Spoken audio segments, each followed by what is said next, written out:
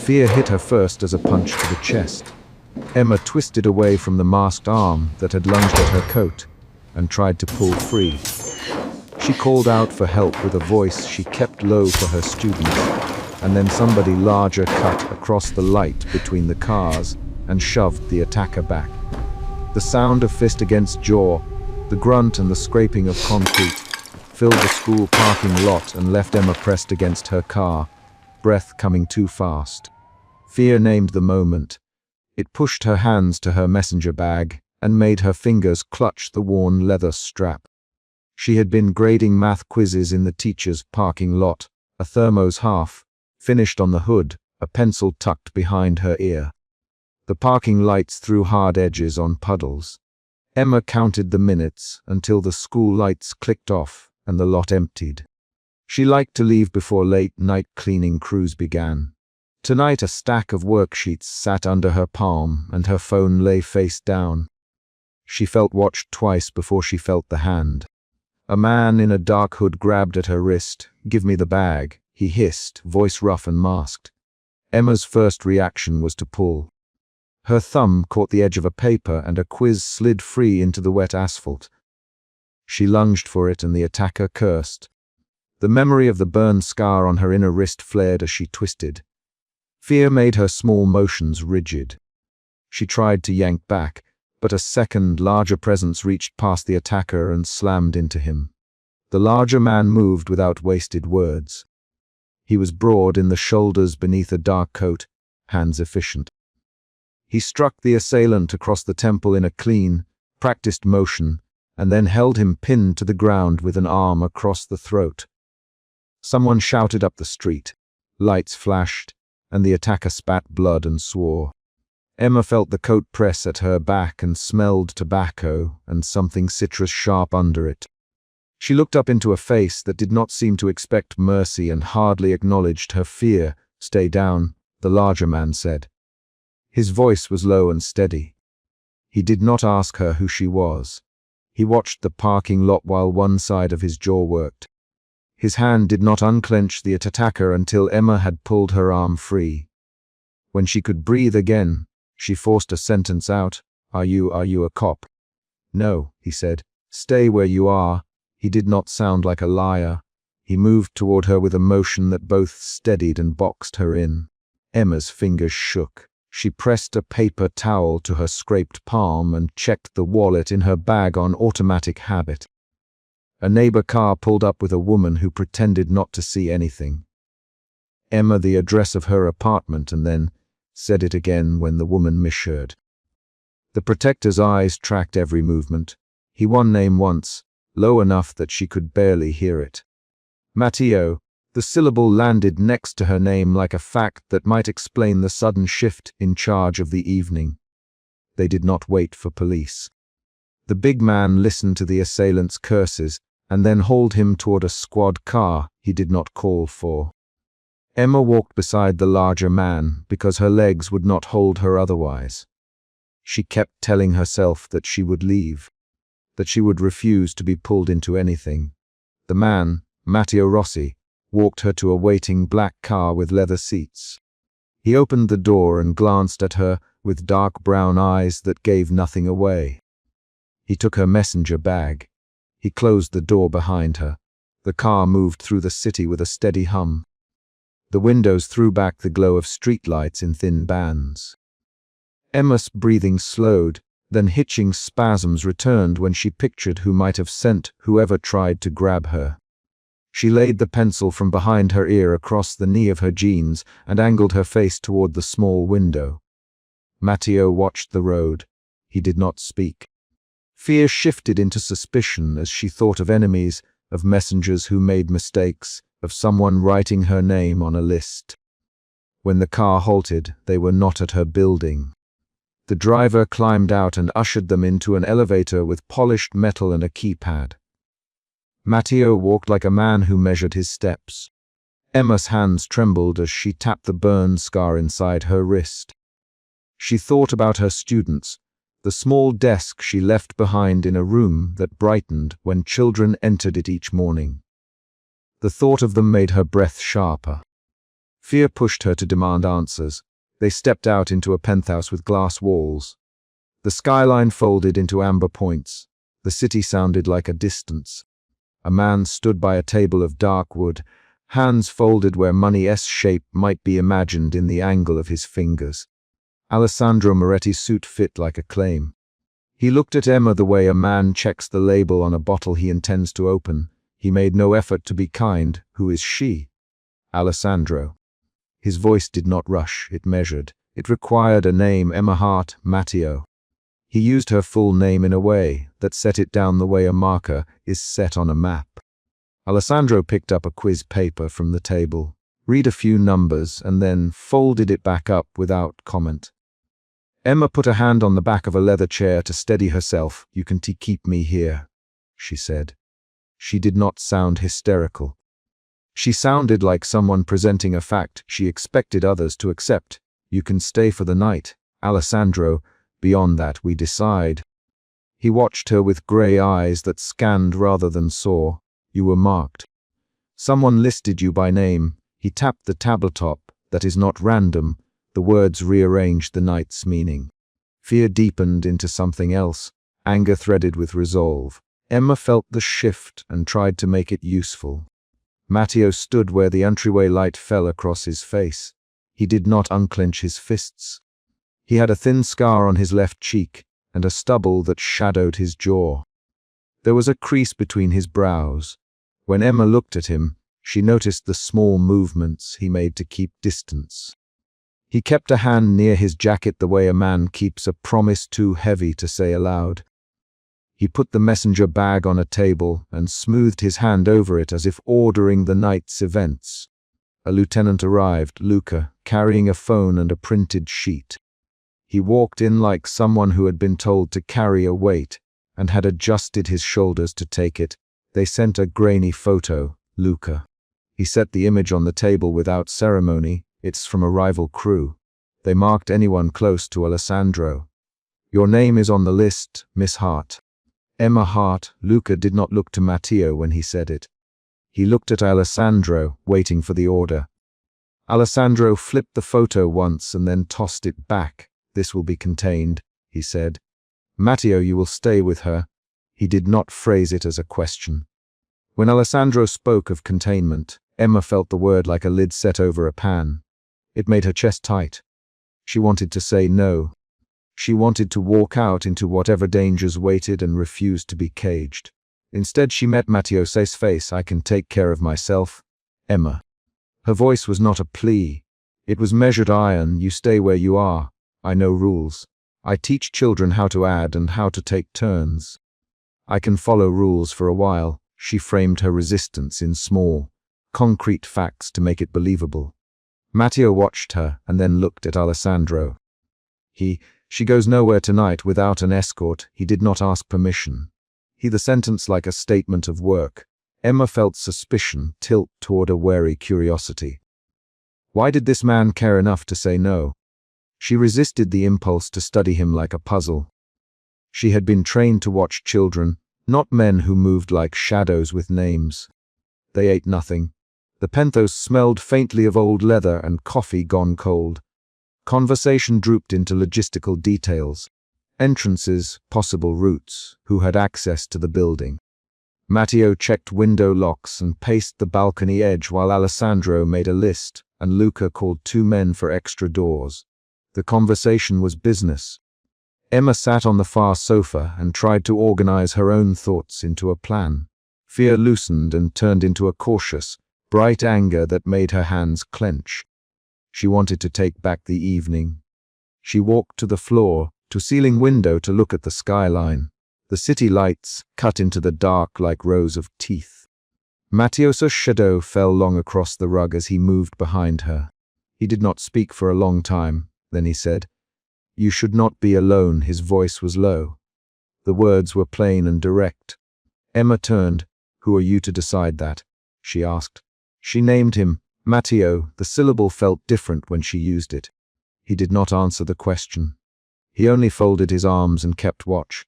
A crash broke the fragile order. Someone forced a balcony door on the far side of the room.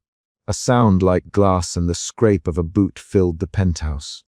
Matteo moved first. He stepped between the door and Emma and reached for his jacket. He did not draw a weapon right away. He used his body as a shield. The intruder pushed a foot through the doorway and then lunged across the threshold. Matteo hit him before the man could reach for a weapon. The fight was close and quick. Hands found a throat and a shoulder. There was no flashy choreography. Matteo used short, economical motions that aimed to stop movement. Emma grabbed the back of a chair and shoved with all the force she had to help knock one attacker off balance. She did not think about fear then. The moment required motion and she gave it. Someone cursed from the hallway. Alessandro shouted a terse order. Luca radioed down the stairwell. The attackers pushed. A second figure tried the back door, then retreated as Matteo threw a shoulder and sent one man over the balcony rail where he hit the lower fire escape with a groan. Emma watched the attacker slide, heard him curse, tasted metallic sweat in the air. Her chest hammered. The breach attempt lasted less than 60 seconds, but it rearranged every plan they had made. When it ended, the room smelled of sweat and dust. Matteo stood close to Emma with one hand on a railing. He inspected her wrist where the earlier scrapes had bled a little. Without asking, he slipped his coat from his shoulders and wrapped it around her. The fabric smelled of tobacco and a citrus note she could not name. His gloved fingers brushed the burn on her wrist while he pressed a square of clean cloth into the cut. He moved with efficient care. That care shifted Emma's fear into a fragile reliance. Her body responded before her head agreed. You shouldn't be here alone anymore, Emma, Matteo. He named her again. His voice loosened in a way she had not heard before. A single, small alteration. He straightened and stepped back. We still don't know why they came for you.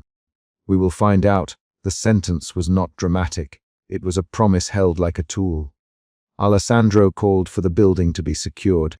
Luca barked orders and moved through the rooms with a list in hand. Emma watched them and then watched Matteo. The night had introduced her to two kinds of protection. Alessandro's clean, controlled command and Matteo's hands-on, immediate response. Both men claimed her safety in different registers. She felt the two claims pressing on her like opposite thumbs. She spoke before she could back away. I want to hide forever, she said. My students need me to be steady. I cannot disappear and leave them with substitutes for weeks. Matteo Alessandro, I want on P erased. I will teach. I will go back when it's safe enough. Her voice carried through the living room. She used simple facts about her job and her classroom, and the children who repeated multiplication tables to make her plea sound reasonable. Matteo looked at her and gave a small, almost imperceptible nod. Alessandro folded his hands. You will do what keeps people safe. Alessandro, we will choose timing. For now, Miss Hart stays where she is. That phrasing turned the night into a plan.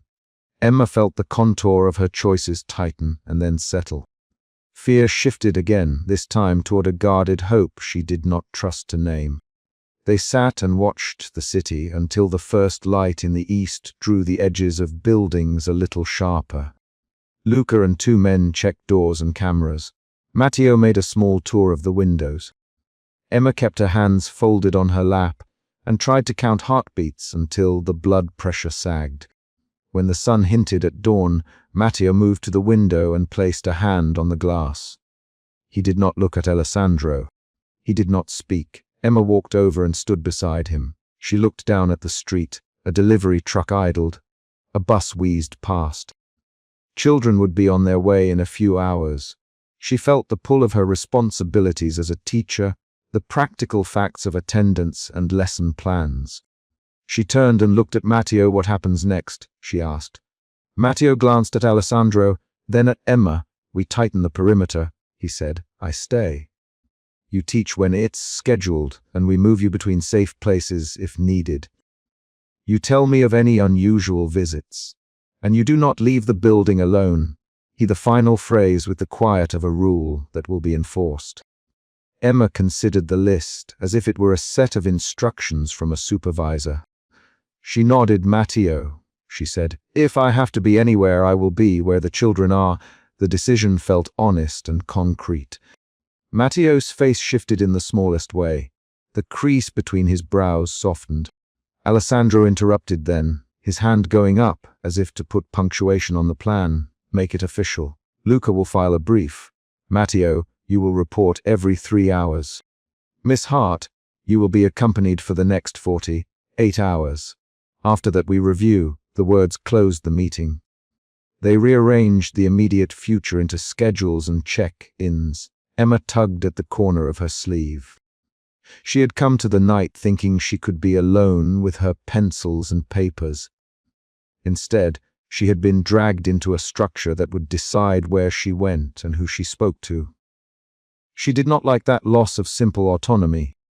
She also felt with a new clarity that the man named Matteo had kept her alive. She looked at his hands. They were large and precise, with a scar along the left cheek that interrupted his skin like a line in a grammar book. A small, sharp sound arrived at the door, a phone ping from Luca, then another from the driver downstairs. Alessandro read the incoming message on his phone, and his thumb moved across the screen. He folded the device closed and said, "There are more names on the list. We will need to act faster. Matteo, stay with her tonight. Luca, seal the lower garage." The orders fell into place. Emma felt relief and an H at once. She breathed in, steadying herself on the couches of the penthouse. She moved to collect her messenger bag and the scattered grading sheets. Matteo reached out and handed her a clean paper towel for the scraped wrist. He did not say anything about the promise. He only did what needed doing. That, for Emma, was suddenly more meaningful than any speech Alessandro might make. She walked to the penthouse window again and set the stack of papers on the table. The skyline burned amber as daylight approached. Matteo closed his hand over the back of a chair and looked at the street below. "I'll keep you safe," he said in a tone that might have been a vow, or might have been a report. He used a simple verb and a clear object. Emma folded the topmost quiz and tucked a pencil behind her ear. "All right, Matteo. Keep watch, and tell Alessandro I will not hide the children. I will be at school when I can be." She spoke with the steadiness she used in class. Matteo nodded. Alessandro rose, buttoned his jacket, and moved to the door. Luca checked the list one more time and filed the printed photo into a folder labeled with a barcode. The team tightened around practical tasks. When Alessandro paused at the door, he turned and said in a voice that held both command and a thin hint of warning, "If anyone arrives, Matteo, you remember what I said." He did not finish the sentence. The threat hung in the room like a reminder of the night's danger. Matteo put his hand to his watch and tapped it once. Emma watched that motion and felt a tether. The action was a small, definite beat she could hold on to. It anchored the night's end in a single, concrete movement. Outside, a delivery van double parked and a mail carrier walked past the glass. Inside, the building's security repeated a practiced routine. Emma set her hand on the windowsill and felt the leather glove Matteo had taken off earlier when tending her wrist. It lay there folded, dark against the amber light. She turned and said, "Thank you, Matteo." The words were short. They were not a confession. They were an acknowledgement of a choice she had made to accept help. Matteo looked at her and inclined his head once. "Rest now," he said. "We start again after dawn." His voice was calm. They moved toward practical tasks. Luca and Alessandro left to arrange the next steps. Emma sat down and began to organize her papers into neat piles, marking the top quiz. The chapter closed on a concrete change. Alessandro saw her to secure the building, Matteo standing sentry by the balcony, and Emma placing a pencil back behind her ear, as if claiming one small shard of normal life in an altered night. Emotion shifts threaded through the hours. Fear that shocked her into stillness, suspicion that made her test every reason offered, anger that sharpened into decision, and then a tentative trust that she held like an instrument. The night had not finished with answers. It had delivered new rules and a presence that would not let her walk away alone. When the door closed behind Alessandro, Matteo's silhouette filled the hallway. Emma watched him and felt the city's first light on her face. The final beat of the chapter was small and clear, Matteo stepping forward to stand by the window, hand on his watch, and Alessandro's voice ordering the building sealed. That order changed the night's scale. It turned a single attack into a declared problem for other people to solve. It let Emma make one choice that would shape her next days. She would not vanish. She would not refuse protection. She would return to the classroom under guard, with a man she did not yet understand watching the door. Hours later, when a delivery truck rumbled past the building and someone in the street shouted a question about directions, Matteo still stood where Alessandro had left him. He kept his hand near his jacket and watched the entrance. Emma closed her notebook, placed a pencil behind her ear and rose. She walked past him and, without breaking stride, said, "I'll be ready at 8. Don't let anyone in without Lucas' call." Matteo's reply was a single, measured word. Understood, he did not say more. The window showed the city waking. The door clicked when Lucas secured it. The chapter ended on that click, a small, final sound that tied the night's events to an immediate action. Emotion root. Fear. A bright tracer slid along the living room glass, and Matteo shoved Emma flat against the marble railing before she could scream. Fear sat heavy in her chest. She swallowed it and pressed her palms to the cool stone. The shooter's silhouette on the opposite rooftop glowed for a moment under the city light. Matteo's hand found her wrist and held it, he low and urgent down. Emma's breath came in shallow pulls. She kept her head down and watched Matteo through her hair. He checked the angle once with a fast tilt of his chin, then scanned the skyline with steady eyes. The fear that had followed her since the parking lot attack returned raw and immediate. That fear made her stay put while Matteo moved. The central problem was clear to both of them. Someone had a clean sightline to the penthouse, and they wanted her gone. Matteo stepped toward the sliding door and listened to the thin scrape of a metal bipod. He signaled with 2 fingers to Marco in the study. Marco slid past the bookcase and nodded. Matteo moved like a machine trained to block trajectories. He pressed his body flat against Emma's back to lower her outline, and then eased her farther along the terrace into the shadow of a potted ficus. "Emma, Matteo, keep still." Matteo, Emma answered, voice small. She kept her hands pressed against his jacket. The blazer smelled faintly of tobacco and citrus. Her fingers found the edge of his glove and gripped it for a second before letting go. Alessandro's voice came through the secure line, clipped and immediate. "Matteo, locked entrance, full confinement. No solo outings." Matteo's jaw tightened. He replied, understood. Alessandro was precise in the way he measured danger. His orders felt like a tightening vice. That tightening drove Matteo's next moves. He repositioned a decorative urn to block the most obvious sightline and then checked the living room windows for reflections. Inside the penthouse, the city lights cut through into the sitting room.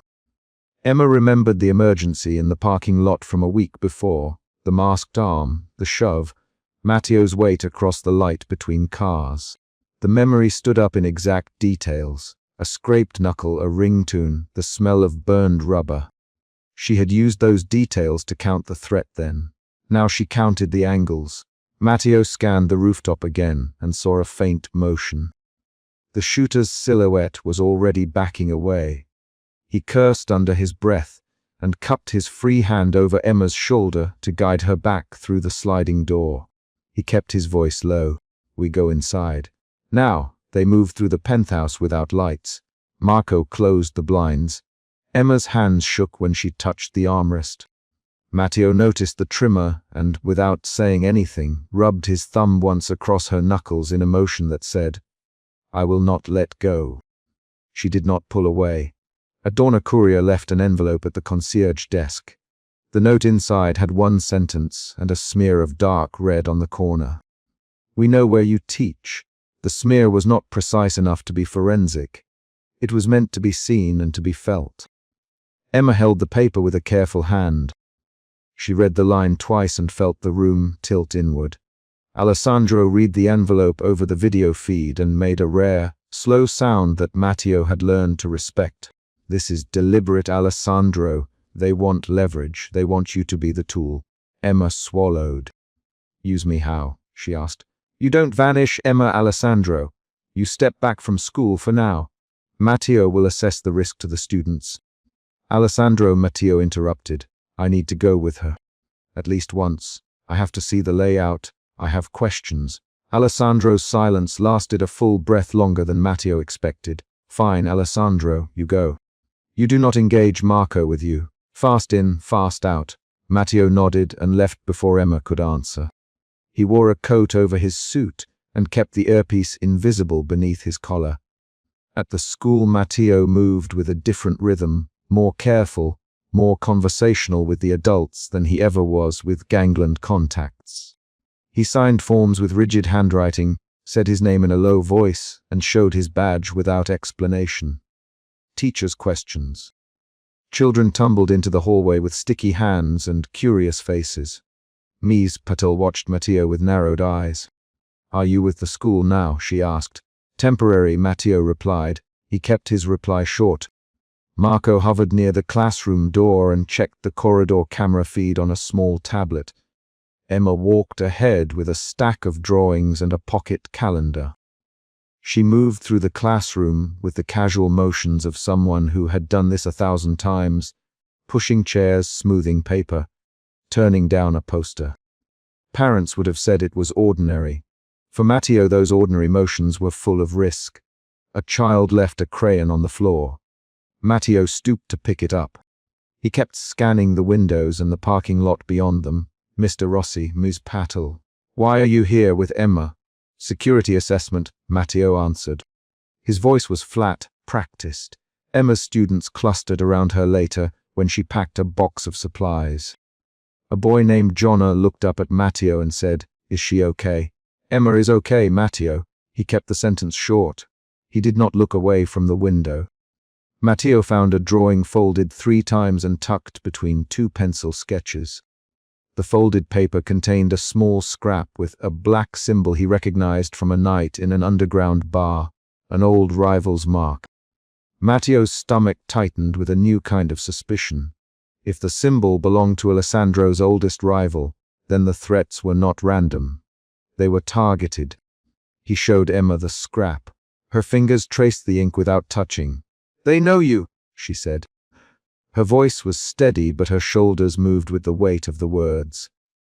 Back in the city, Matteo followed a lead to a dim underground bar. The place smelled of spilled beer and burnt coffee. Silvio, thin and twitchy, pretended not to see Matteo at first. Marco waited by the door. Matteo questions without raising his voice. Silvio dodged them, then snapped. He lunged. Marco moved fast. The fight was brief and poorly planned. Matteo ended with a thin cut along his forearm and a faster certainty that the network was closing. Tell me who sent the symbol, Matteo, voice close and calm. Silvio spat on the floor. You think I would tell Rossi that, he said. Alessandro wants to know, Matteo. The name landed like a flat stone. Silvio flinched. The barbath of bodies parted as Matteo and Marco left. The attack that happened at the after-school tutoring session did not wait. It arrived like a kitchen knife. Sudden, loud, ordinary. A masked attacker burst through the classroom door while Emma bent to help Jonna with a worksheet. The fluorescent lights flickered. A chair toppled. Matteo shoved forward without a count and put himself between the intruder and Emma. He heard cloth rip and felt a sharp hit to his ribs. Get back, Matteo yelled. Matteo! Marco shouted as he swung a bolt from the door and moved in. The attacker aimed for Emma. Matteo timed a block, then twisted, taking a blade across his forearm as he shoved Emma toward the supply closet. He tasted metal and felt warmth seep under his sleeve. Emma's hands were white on the doorknob. She shut the door on the scrape of metal and pulled a cabinet against it with trembling fingers. Outside the closet, the attacker hit the floor when Marco connected with a chair. Miss Patel crawled out from under a low desk and pressed both hands over her mouth. Jonah cried once and then was steady when Emma crouched in front of him and spoke calmly. "Everything's all right, Emma." Her voice was the small, certain thing that steadied children. She moved with hands that refolded a page and smoothed a shock. Matteo's breath came ragged. He pressed a palm to his forearm and then surprised himself by trying to smile at Emma. "Sorry," he said. "You're safe now." Matteo, Emma. She touched his sleeve and then looked at the blood and did not scream. She only found a towel, wrapped it around his arm, and tied a knot with fingers that it did not tremble as much as he expected. Paramedics arrived. Alessandro stood outside the school when they carried Matteo onto a stretcher. He did not shout. He measured the scene with a slow, cold look and then met Emma's eyes. "Alessandro, Emma, you need to be removed from the school," he said. "Now." Emma nodded. She gathered her box with trembling hands. She looked at Matteo as the stretcher moved and saw the thin crease between his brows and the scar along his cheek. She stepped forward and touched his hand. "Don't be reckless," she said. Matteo gave her a single, brief smile. "I won't leave you." Back at the penthouse, Matteo lay on the sofa with an improvised bandage. The wound throbbed with a steady rhythm that matched his pulse. Alessandro moved around the room like a surgeon inspecting a map. He held the school scrap between gloved fingers and turned it over. "This is a message," he said. "They wanted you to react. They needed you to be visible." Emma sat in the chair opposite him and watched Alessandro fold the scrap and slide it into a small drawer. She picked at a loose thread on her cardigan.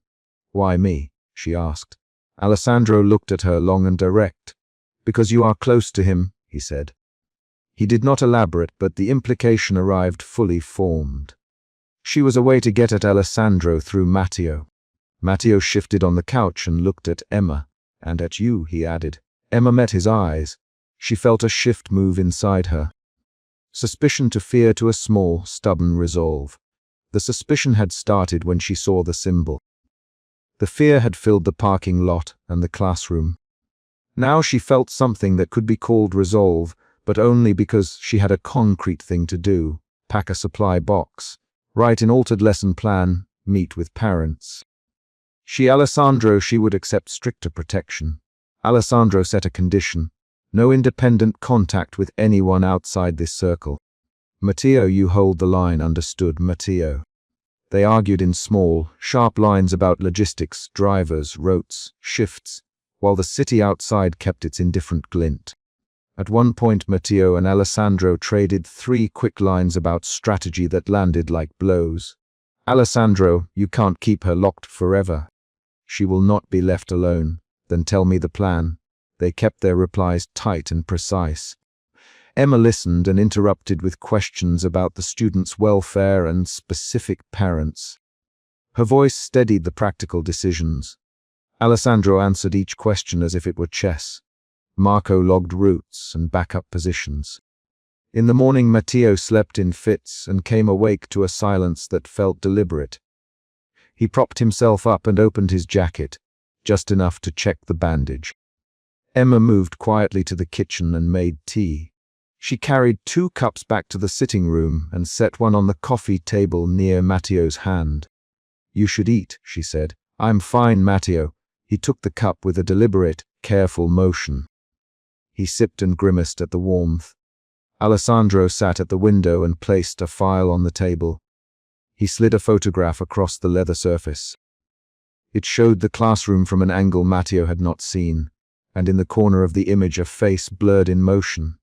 "We have 2 names to check, Alessandro." Emma leaned forward. "Who?" she asked. Alessandro didn't speak the names openly on the living room air. He tapped the photograph and said, "People who feel threatened when you teach here." The sentence was an instruction and not a kindness. Matteo stood and crossed to the balcony. He looked over the city and counted rooftops with the same practiced care he used on bullets. He felt the ache in his ribs and a burning need to close distance between threat and protection. He came back inside and sat near Emma. He watched her fold a stack of worksheets with the exact, quiet motions that saved time and steadied hands. She looked up at him and said, "You could take a day off." Matteo answered, "I can't." They shared a short silence. The tension had eased and then tightened in a new place. Matteo's wound would heal. The immediate danger at the school had been managed and resolved. But the symbol tucked into a child's drawing had changed the scale of the threat. A courier arrived at the penthouse door and left another envelope on the mat. The bell sounded like a dull heartbeat. Marco opened the door and held the envelope up with a gloved hand. Emma watched as Alessandro took it and slit the glue with a gold fingernail. Inside was a cut of paper and a photograph of a man Matteo recognized from a bar conversation, Silvio's boss, and a line that read, "You took something that belonged to us." Alessandro folded the paper flat and put it in his pocket. He looked at Matteo and Emma with a measured face. "They're re-escalating," he said. Emma swallowed. Matteo's mouth tightened. Marco set the envelope on the table and sat back. The room felt smaller and their positions clearer. Each of them made a decision in those moments. Alessandro to retaliate quietly and precisely. Matteo to tighten every perimeter and accept a longer watch. Emma to accept the enforced changes and keep a list of lesson plans in a hidden folder. By the end of the day, Matteo had adjusted the penthouse layout. He moved furniture to create fewer sightlines. He checked every lock personally. Emma sat by the window with a pencil and a stack of attendance sheets. She crossed names off a list with a steady hand. When Matteo, if she wanted to step outside for air, she shook her head and returned to the checklist. That night they shared a meal that neither of them would have called relaxed. Conversation circled practicalities. Parents to notify, phone numbers to change, routes to rearrange. When the plate was cleared, Alessandro stood and started down the stairs for the study. He turned at the door and said, "Tomorrow we move some of her classes online." Matteo, prepare to escort her. Marco, change the routes. Matteo nodded. Emma folded her hands in her lap. She felt the shift from fear to guarded trust. It was small and concrete. A hand on her shoulder when a knock came. A steady presence at the classroom door. A bandage changed in the light of the study lamp. She counted those things. A knock sounded on the front door then, sharp, deliberate. Marco checked the camera feed. No courier badge. The knock came again. Alessandro paused in the hallway and listened. Matteo moved toward the door. Emma stood with her box of supplies. "Alessandro, be careful." Matteo opened the door a crack. A man stood there, coat buttoned, face anonymous under a fedora. He handed Matteo a sealed envelope and walked away without a word. The envelope was cold and heavy in Matteo's hand. He glanced at Alessandro.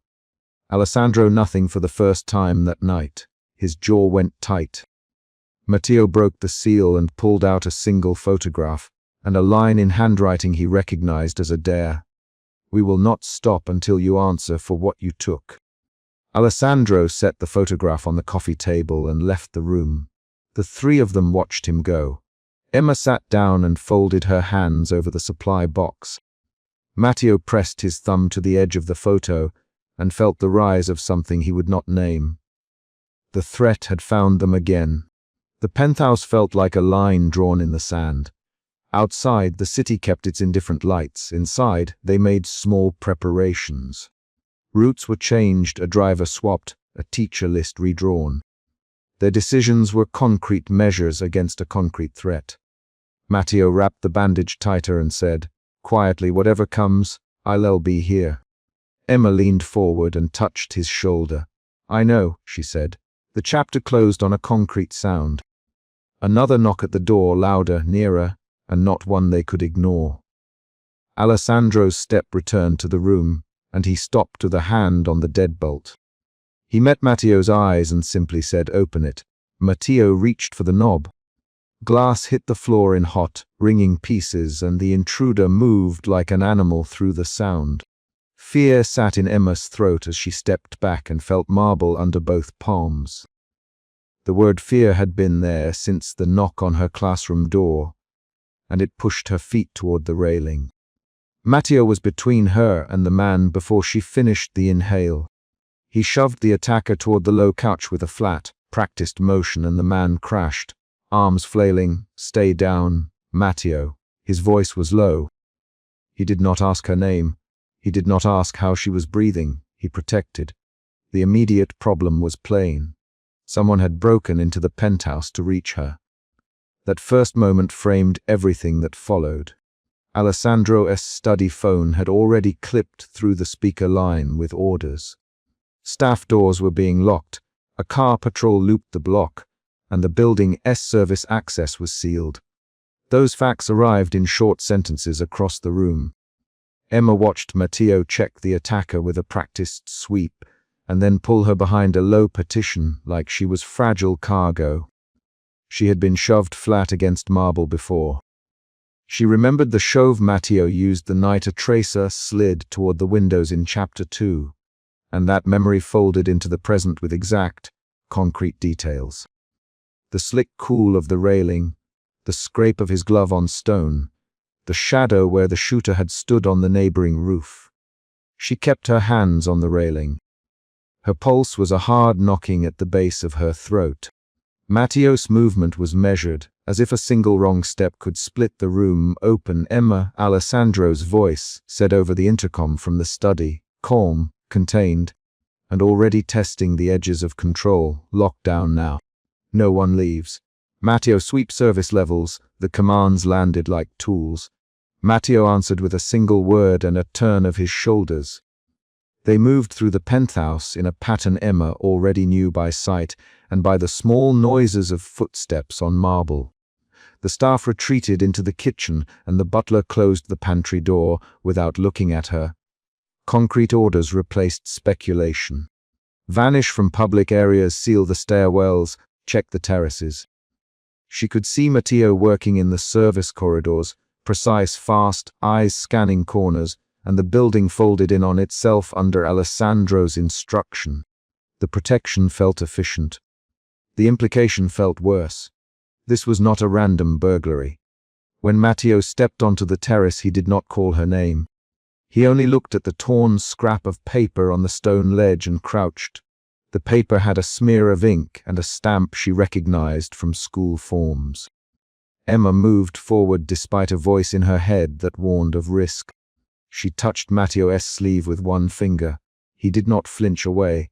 He handed the scrap to her, her careful handwriting one word cut off by a scrawl of red. The discovery changed the plan. Matteo folded his shoulders and went down the list in short statements. "We seal exits.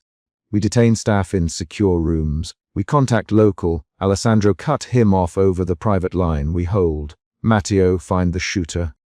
Do not move Emma beyond the inner suite until I arrive." Alessandro's tone contained a test. The subtext was clear. Protect the asset, obey orders, and accept the methods. Matteo's jaw tightened. "Understood," he said, but his eyes watched Emma. That watchfulness was not curiosity. It was a change of course. The emotion that began as fear shifted into a protective resolve in Matteo and into a tight suspicion in Alessandro. Those shifts were visible in small actions. Matteo pressed his palm to the scrap and then folded it into his pocket like a promise.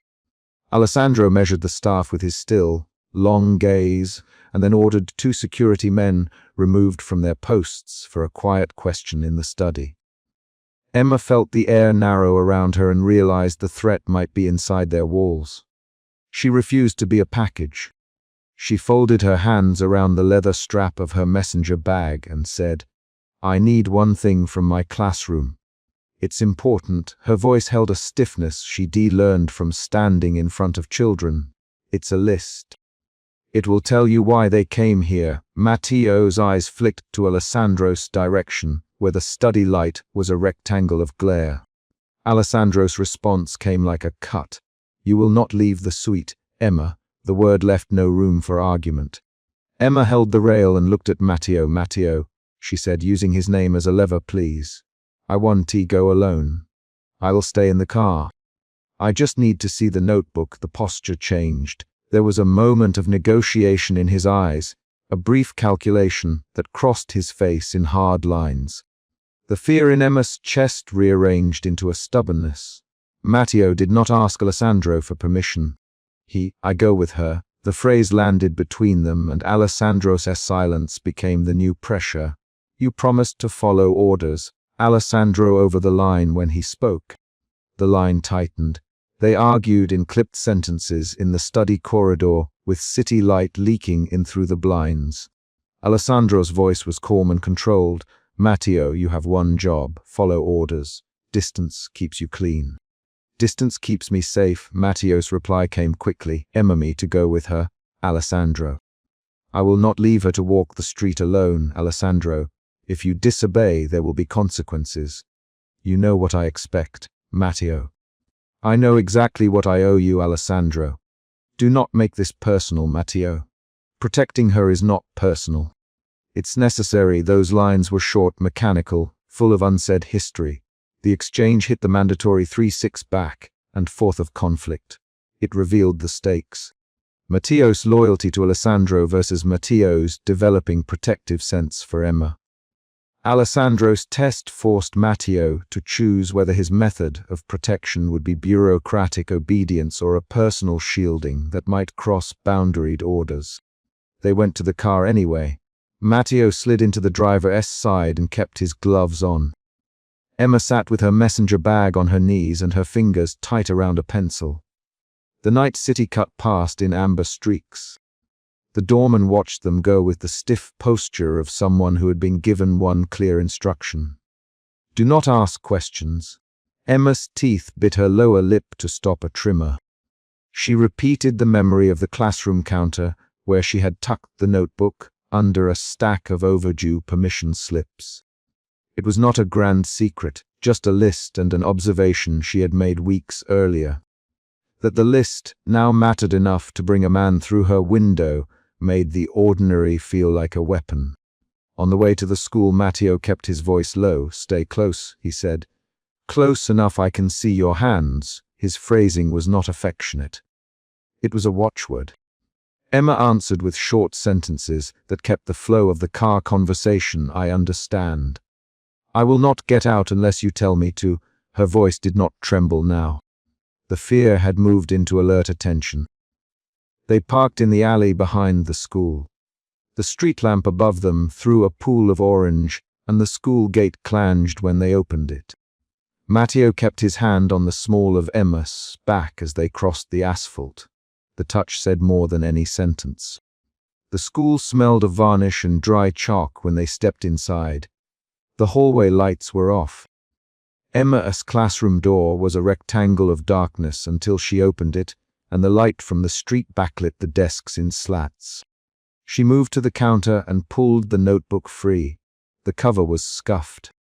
Inside, there were names and dates and one margin note that now matched the smear on the paper found at the terrace. An address and a shorthand she used to mark incidents involving a volunteer driver who sometimes brought a child home late. They read it together. Matteo held the flashlight with a steady hand while Emma named the entries aloud. The list mapped to a set of late pickups and a name Matteo did not know. The handwriting was hers. Her voice said the sentences in even measures. As she read, Matteo's brows knit and his fingers closed on the flashlight as if he could squeeze more information from the beam. An event landed on the mid-paragraph.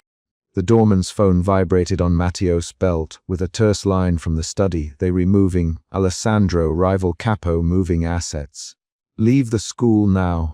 Return to the penthouse. The command came fast and cold. Matteo looked at Emma. Her eyes were open and steady. We came for the notebook, she said. We'll go back when it's safe. Matteo's face hardened into a plan. He started toward the window. They did not make it to the car without interference. Two figures stepped from the alley's deeper shadow near the dumpsters, and one took a step toward the classroom door with a gun held not for show but with a practiced aim. Matteo moved. He shoved Emma behind the teacher's desk and turned his body to shield her. The first shot grazed a locker and sent metal clattering. The second ricocheted off the steel door and whined past their heads. Matteo lunged forward to push Emma through the narrow gap behind the counter and took a grazing wound on his forearm. He did not look at it. He grabbed the nearest chair and swung it at the attacker with a clean, brutal arc. The fight was quick, rough, and nearly too loud in the small room. Matteo's training showed in the efficiency with which he neutralized the first man. The second man tried to rush them, and Matteo tackled him into a stack of science project boxes. Emma's breath came in controlled bursts. She kept repeating the address on the list aloud, as if speaking it would make it more solid. The attackers retreated into the alley, and Matteo flattened his body against the doorway until he could see their figures disappear into the streetlight. The shift that came then was sharp. Matteo's wound bled along his sleeve, and his hand left a dark track on the desk. Emma's hands shook as she tore strips from paper towels to bind the cut on his lower arm. The fear that had been in her chest earlier turned into something else. A steadiness that showed in the precise way she wrapped the strip and then folded an elastic bandage over it. Her fingers did not tremble when she tied the knot. Her voice was small and direct. "This will have to be clean." "There's Sir Clinic 2 blocks." Matteo cut her off with a flat hand. "No. We go back. We get this handled at the penthouse." The decision was not his alone anymore. He spoke the sentence because the wound made his body vulnerable, and because returning would force Alessandro to confront the breach in his circle. Back at the penthouse, the mood was contained but raw. Alessandro's face read as a ledger of wrong calculations. He listened to the captured assailant cough up a name with deliberate patience. The name was not a stranger's. It belonged to someone Alessandro had once trusted with moving shipments across the river. The confession came as a single, ugly fact, a betrayal from within. The revelation shifted the chapter's current again. Betrayal moved from rumor to proof, and Alessandro's expression thinned into something colder. Emma stood nearby holding Matteo's jacket while she smoothed a corner of the notebook's torn page. She did not let go of the list. She Alessandro in the same measured voice she used with her students, what the shorthand meant and how she had written the note to remind herself to speak to the volunteer driver. Alessandro listened. His controlled face moved minutely as he realized how small, human details had become the trigger for violent action. A single, practical question. Who else knew about this list? Emma answered in short, specific sentences, only Ms. Patel, the volunteer coordinator, and the parent who signed the field trip form. "I didn't tell anyone else." She looked at Alessandro and added, "I didn't even tell Matteo until tonight." The answer narrowed the circle. The betrayal now had a name attached to it, and that name belonged to someone who had access to the building manifest and a motive to hide an exposed route. Alessandro moved next. He ordered the staff to remain in secure rooms and instructed 2 trusted lieutenants to quietly check the feeder accounts and late-night logs. He Matteo to sit on the balcony and keep Emma near the windowsill while he ran a small, private interrogation in the service stairwell. The interrogation was not loud. It was a list of precise questions and a few hard answers. The captured gunman spit out the name of a Capos man who had been moved into a supposed safe house months earlier. He implicated a mid-level courier who had taken bribes to open doors. That twist refocused the threat. The enemy was not anonymous. It was someone Alessandro's organization had sheltered. The realization made Alessandro slow. He realized he had misjudged who to trust, and that his own network had provided cover for an attack against the one they were supposed to protect. When he came back to the windowsill, Alessandro did not speak at once. He stood very still. Matteo's jacket had a damp streak from the bandage, and Emma smoothed it with her fingertips while handing the notebook back. Alessandro's hand hovered over the file on his desk for a long moment before he said, "This will cost us. We will root it out. We will pay for loyalty." His voice held a promise, and the price of that promise. Matteo's reaction was not a speech. He shifted his grip on the balcony railing until his knuckles went white. Matteo's name once, slowly, and Alessandro's attention flicked to him. "You staying, Matteo?" "Alessandro." Matteo answered in the short, declarative way he always used. "Yes, I am staying." The choice closed the triangle. Alessandro accepted that the breach required internal reckoning, and Matteo accepted that protecting Emma might mean acting outside the clean lines Alessandro preferred. The mid-chapter peak came when the captured man vomited a small detail that altered what Emma had believed about the night of the first attack. That the man who had broken the window had a second phone with live footage. They filmed her. "Took the route she uses when she leaves class," the man said. That single revelation made Emma's stomach drop. It was concrete. They had recorded the school exit and knew her habits. The mini cliffhanger lodged there. Emma's immediate reaction was action. She demanded the footage be found. Her hands did not shake when she spoke. She moved with a clarity that surprised Matteo and Alessandro. They searched phones, hard drives, and the attacker's pockets. The footage existed. A grainy clip taken from a phone pressed against a drain pipe, showing a pale figure with a messenger bag crossing the school courtyard. The camera angle was low, but the handwriting on the notebook's torn corner was clear. Emma recognized the way she tucked the strap across her chest. Someone had watched for a week. Alessandro's face tightened into a plan. He turned to Matteo. "Find who hired them. Route the courier. Whoever ordered the hit will be the one who paid the capo."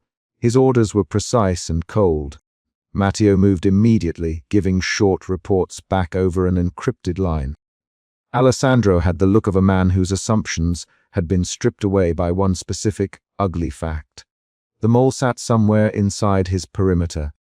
That revelation led to another small, concrete surprise. The captured gunman, when pressed, admitted he had been paid in cash and given a car to dump after.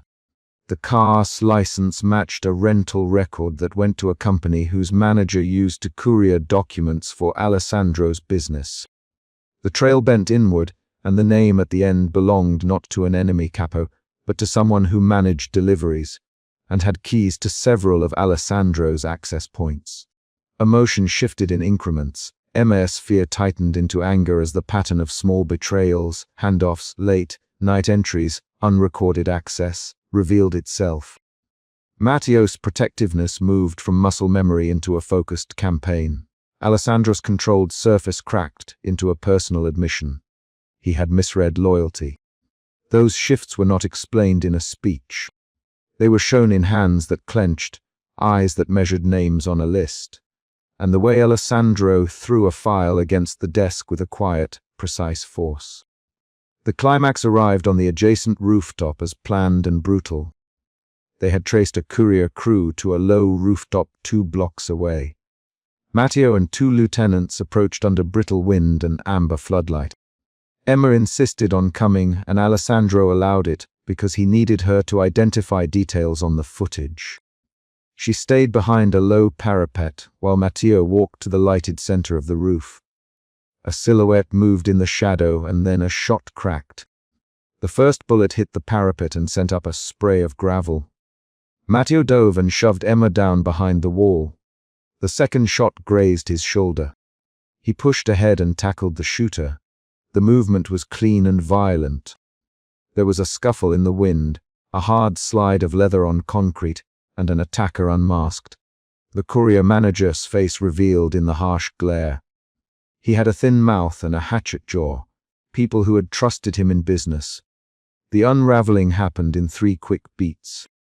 The fall of a disguised man, the sight of a familiar courier insignia, and the short, sharp confession when a second captured man realized his payment had come from inside Alessandro's accounts. Matteo took another scrape across his ribs as he forced the attacker to the ground. Emma's hands were around his elbow as he rose, pressing cloth to his wound and asking how bad it was in short questions. "It's a graze," he said, and kept his voice even. He did not want to be the center of anyone's alarm. He rose again and looked at the man now bound on the rooftop. The man coughed and spat out the name of the manager who had been trusted to route packages. He, the manager, had been paid by a third party inside the organization. The thread unspooled rapidly. Emma repeated details from the notebook aloud, using them as a ledger. Matteo listened, then spoke to Alessandro over the secure line with deliberate words. "We have him. We have a name. It's not an outside capo, it's an internal route." Alessandro's response was a single short series of commands. "Bring them in. Seal all exits. No one leaves the building until I say." The rooftop fight ended with the attacker tied and an odd silence after the immediate threats had been restrained. Emma sat on the cold concrete with the city around them and the taste of metal in her mouth from adrenaline. She looked at Matteo and said, "Why did you risk yourself?" The question was simple, human. Matteo's hand found the small of her back. "Because you asked me to," he replied, and the sentence had less ceremony than anyone expected. That answer changed nothing about Alessandro's orders, but it shifted the private ledger between Matteo and Alessandro. Alessandro had to decide whether to punish Matteo for a breach of protocol or to recognize that Matteo's choice had saved his asset. He chose the latter. He saw the risk Matteo had taken and the way Matteo had returned with results. He also saw how small, ordinary details, Emma's handwriting, a field trip list, had set a larger plan into motion. He closed ranks instead of opening accusation. "We root this out properly," he said. The sentence implied responsibility and a moral price. In the service stairwell, the captured courier manager answered a string of precise questions and then folded into itself. He named one more person, an assistant in Alessandro's ledger office who had access to payment files. The assistant's C name landed like another sharp instrument. The betrayal nested deeper than anyone had expected. Alessandro made the call himself. He issued orders to move the assistant into custody quietly and to audit every book that had moved through his handlers in the last 6 months. The final scenes of the chapter moved toward resolution. Matteo's wounds were bound in the penthouse study with the same precise hands Emma had used earlier. Alessandro sat at his desk and watched the logs roll in. The assistant's arrest happened with a crisp knock at the back door and a quiet surrender. The staff who had been moved into secure rooms emerged one by one, faces pale but whole. Emma took the notebook and wrote one additional line in the margin in neat handwriting. A note to herself to be less careless with lists and to tell someone when she felt watched. She slid the paper into Matteo's jacket pocket before he could notice. It was a small mended corner folded into his coat, and it meant something inexact and large. Trust given in a way that could be reversed. Alessandro stepped into the balcony doorway and watched the skyline for a long moment. Dawn pulled light into the windows in a flat, amber wash that softened grief and sharpened decisions. He turned then and spoke to both of them in a voice that contained a private calculation. "We will change procedure. We will tighten manifest controls. We will not let this happen again." He looked at Matteo and added, "And you will answer to me for any breach. But I will not punish you for protecting what is mine." The sentence was both a constraint and a concession. Matteo made no long reply. He set his jaw and let the wound ache. Emma stood very close and reached out to smooth the cloth on his arm. Her fingers were steady. She quietly, "Thank you." He did not answer the phrase with words. He watched Alessandro's profiling of people through a steady gaze and then met Emma's eyes. That exchange conveyed everything the words could not hold. The final paragraph tied the chapter to a concrete beat. A knock at the study door and the arrival of a courier's ledger with new flagged entries that needed Alessandro's signature. Alessandro opened the file and set it on the desk.